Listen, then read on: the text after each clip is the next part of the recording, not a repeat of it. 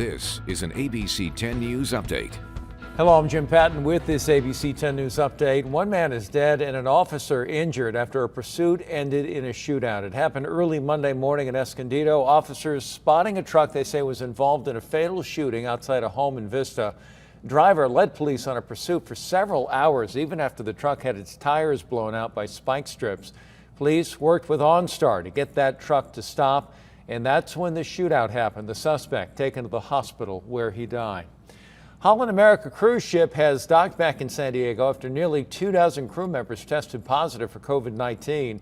Ship was scheduled to make its last tour stop in Puerto Vallarta, but it was turned away after Mexican officials were made aware of the cases. Holland America says they are following COVID protocols with guidance from the CDC.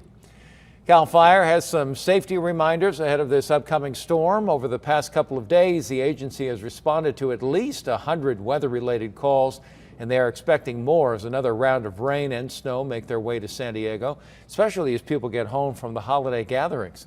Well, firefighters reminding people to slow down on the wet roads, and if you're using your windshield wipers in the rain, be sure to have your headlights on as well.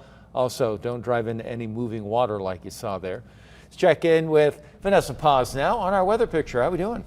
Well, as we take a look ahead to the end of your 2021, today a lot of us are going to deal with winter conditions. We're talking about very cool conditions, wet weather and windy conditions as well. Let's go ahead and roll out that rain and snow futurecast here. As early as 11:30 a.m. we could see some snow developing in the mountain areas, but as we fast forward to about 2 p.m. those showers, the valley rain, mountain snow becomes much more widespread, and that's going to last until this evening through the overnight hours, and we could very well wake up to a few inches in spots like Julian, up to 6 inches in Mount Laguna, and 2 inches in the Palomar Mountain area.